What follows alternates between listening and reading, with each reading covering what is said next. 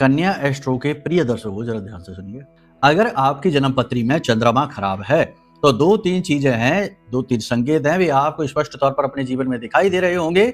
इन्हें जान लीजिए, पहचान लीजिए, फिर चंद्रमा के उपाय हम आपको बताएंगे, वो भी कर लेना, आपका काम हो जाएगा।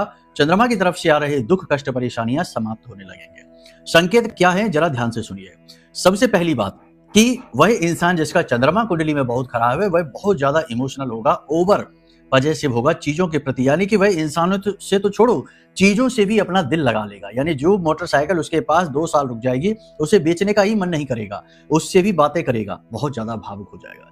दूसरा, वह व्यक्ति जरूरत से ज्यादा जल्दबाज हो जाएगा। तीसरा, अनावश्यक रूप से उलझने उसके जीवन में अट्रैक्ट होंगी। चौथा, उसका इमोशनली दुरुपयोग होगा, यानी लोग उसको भावुक करके और अपना काम निकाल लेंगे, बाद में उसको छोड़ देंगे। इसी के साथ साथ उसकी माँ की सेहत खराब रहेगी, माँ के साथ उसके रिलेशनशिप्स अच्छे नहीं रहेंगे, माँ का सुख उसे पूर्ण रूप से प्राप्त नहीं होगा।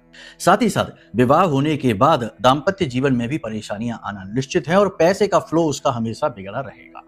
तो अब इनमें से यदि कुछ संकेत है, वैसे तो और भी बहुत सारे संकेत लक्षण हैं, लेकिन इनमें से कुछ संकेत अगर आपको मिलते हैं तो सबसे पहला काम आप ये करिए कि अपनी कुंडली का आकलन करा लीजिए, क्योंकि पता तो चले कि किस प्रकार से चंद्रमा खराब है।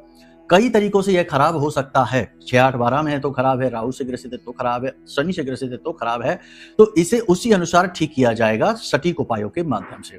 दूसरा कि 2-3 चीजें हैं वो करना शुरू कर दीजिए। पहली चीज कि ध्यान मेडिटेशन करना शुरू करिए। इसी के साथ साथ पानी की बर्बादी नहीं करनी है अपनी तरफ से, घर में टोंटी नल जो टपकते रहते हैं नए लगवा दीजिए।